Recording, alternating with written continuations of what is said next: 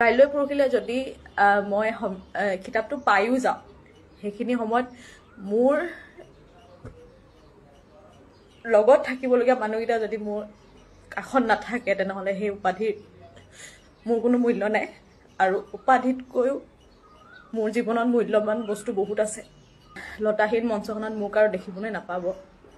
মই নিজৰ ফালৰ পৰা যিমানখিনি পাৰোঁ, মোৰ যিমানখিনি সামৰ্থ্য আছিলে মই দিবলৈ চেষ্টা কৰিছিলোঁ। যিমানখিনি উপাধি মই পাবলগীয়া আছিলে সেইখিনি হয়তো মোৰ কপালত আছিলে, এই অন্তিমটো উপাধি মোৰ কপালত নাই। সেইটো মোৰ এবাৰ শেষ বিহু সম্ৰাজ্ঞীৰ প্ৰতিযোগিতা আছিলে, সেইবাবে অকণমান বেছি আৱেগিক হৈ আছোঁ। মই আচলতে দুৰ্বল হৈ আপোনালোকক দেখুৱাব বিচৰা নাই। আমি সকলো আচলতে পৰিস্থিতিৰ দাস, আৰু ময়ো পৰিস্থিতিৰ আগত ক'ৰবাত কিছুমান সিদ্ধান্ত ল'বলগীয়া হৈছে। এইবাৰ যিহেতু প্ৰতিযোগিতাখন মোৰ বাবে শেষ আছিলে, সেইবাবে আন দিনাতকৈ মই অকণমান আৱেগিক।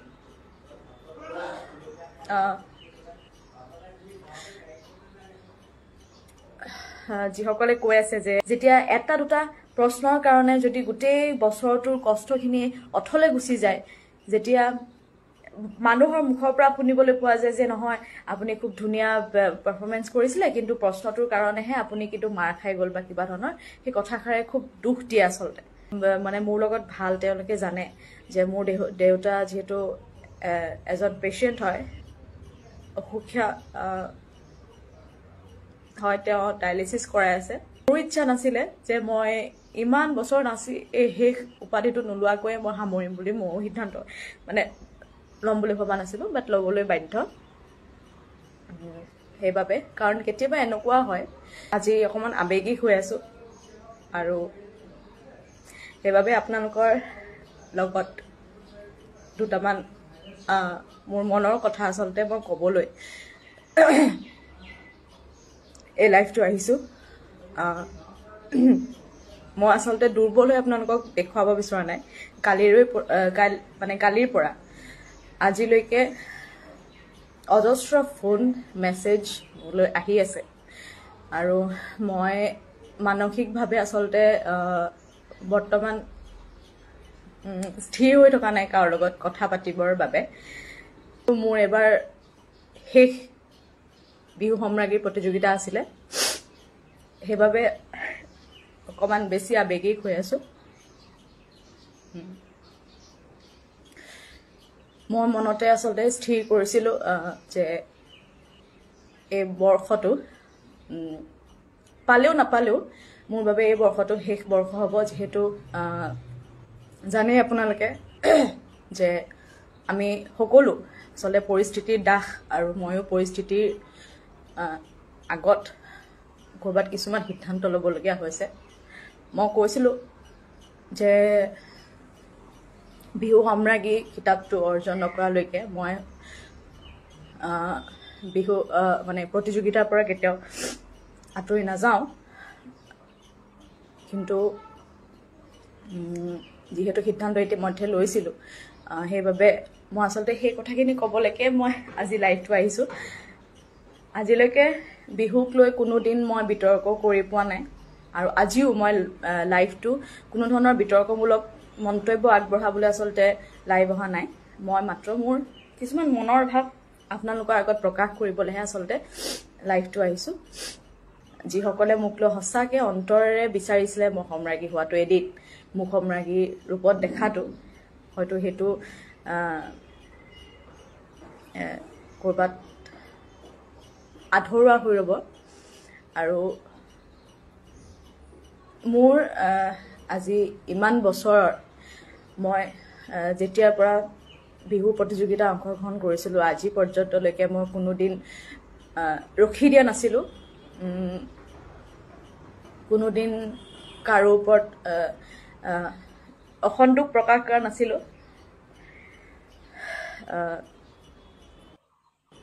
আপোনালোকে কিন্তু এইবাৰ যিহেতু প্ৰতিযোগিতাখন মোৰ বাবে শেষ আছিলে, সেইবাবে আন কৈ মই অকণমান আৱেগিক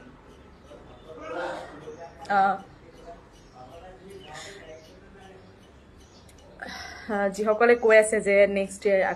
আকৌ আহিবা বা কিবা ধৰণৰ মই আচলতে তেওঁলোকৰ জ্ঞাতাৰ্থে জনাওঁ যে হয়তো আপোনালোকে লতাশিল মঞ্চখনত মোক আৰু দেখিবলৈ নাপাব মই নিজৰ ফালৰ পৰা যিমানখিনি পাৰোঁ মোৰ যিমানখিনি সামৰ্থ্য আছিলে মই দিবলৈ চেষ্টা কৰিছিলোঁ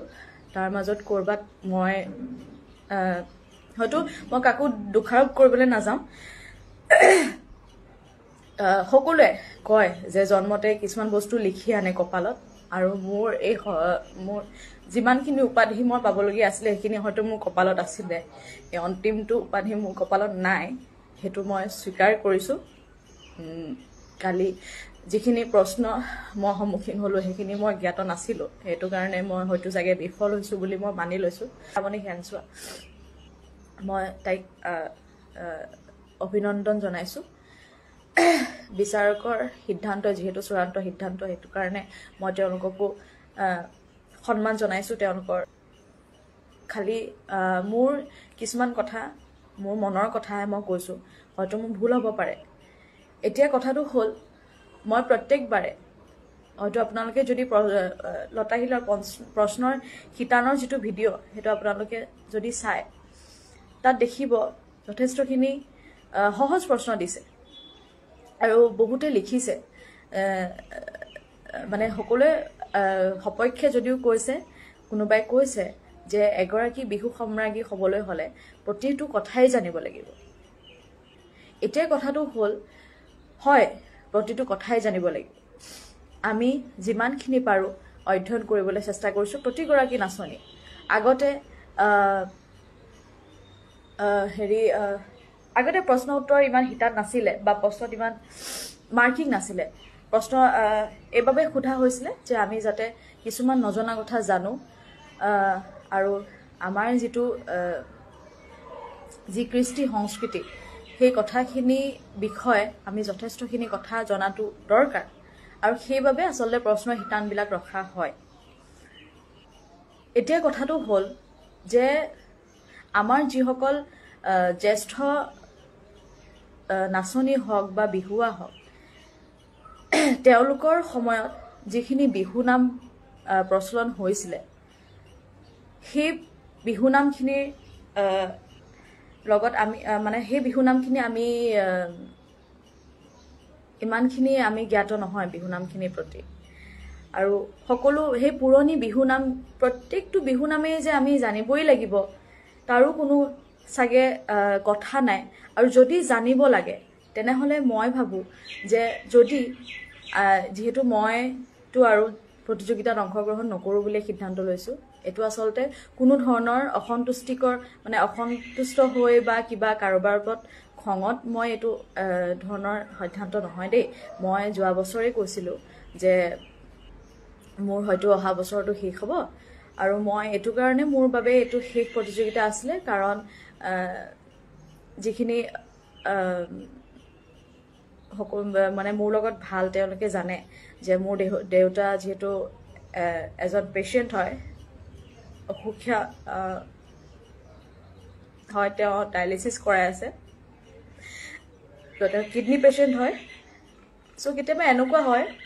যে পৰিস্থিতিৰ সন্মুখীন হৈ কেতিয়াবা কিছুমান সিদ্ধান্ত ল'বলগীয়া হয় মোৰো ইচ্ছা নাছিলে যে মই ইমান বছৰ নাচি এই শেষ উপাধিটো নোলোৱাকৈয়ে মই সামৰিম বুলি মোৰো সিদ্ধান্ত মানে ল'ম বুলি ভবা নাছিলোঁ বাট ল'বলৈ বাধ্য সেইবাবে কাৰণ কেতিয়াবা এনেকুৱা হয় কাইলৈ পৰহিলৈ যদি মই কিতাপটো পায়ো যাওঁ সেইখিনি সময়ত মোৰ লগত থাকিবলগীয়া মানুহকেইটা যদি মোৰ কাষত নাথাকে তেনেহ'লে সেই উপাধিৰ মোৰ কোনো মূল্য নাই আৰু উপাধিতকৈও মোৰ জীৱনত মূল্যৱান বস্তু বহুত আছে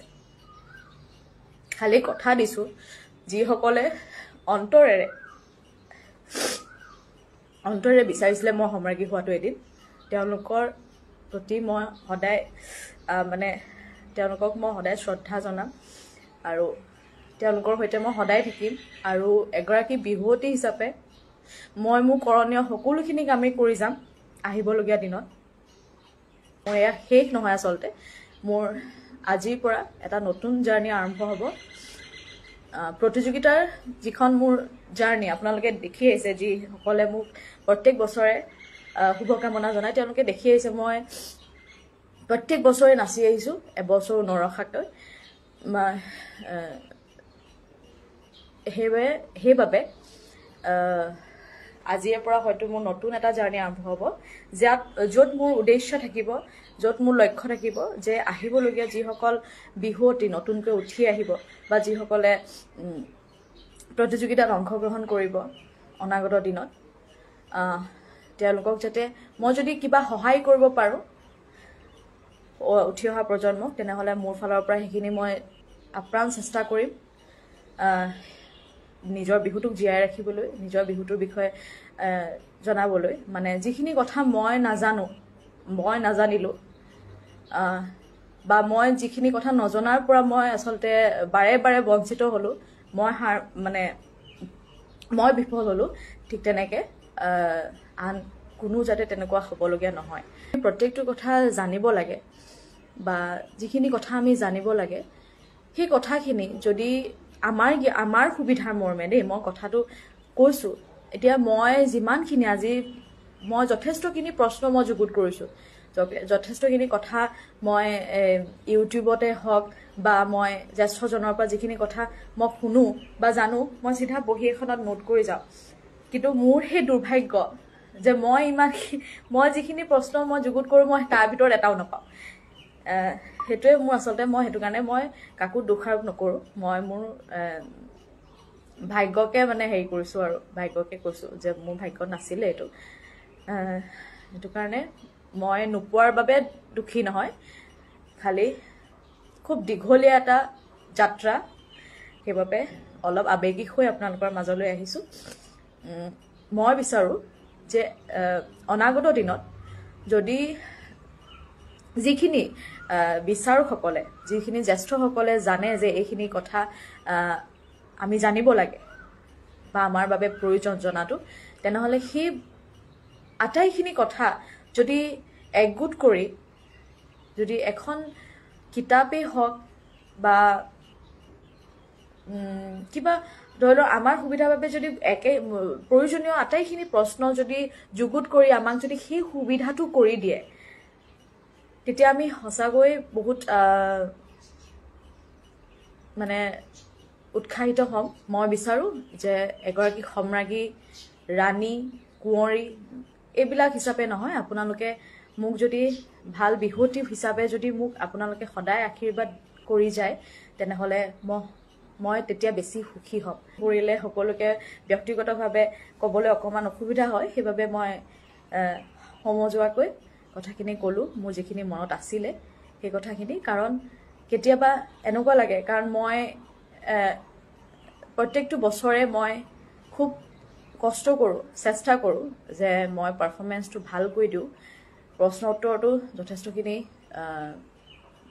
কাম কৰিছিলোঁ কিন্তু সেয়াই আৰু আচলতে ভাগ্যত নাথাকিলে যে নহয় এতিয়াও সেই তেনেকুৱা হৈছে যেতিয়া এটা দুটা প্ৰশ্নৰ কাৰণে যদি গোটেই বছৰটোৰ কষ্টখিনি অথলে গুচি যায় যেতিয়া মানুহৰ মুখৰ পৰা শুনিবলৈ পোৱা যায় যে নহয় আপুনি খুব ধুনীয়া পাৰফৰ্মেঞ্চ কৰিছিলে কিন্তু প্ৰশ্নটোৰ কাৰণেহে আপুনি কিন্তু মাৰ খাই গ'ল বা কিবা ধৰণৰ সেই কথাষাৰে খুব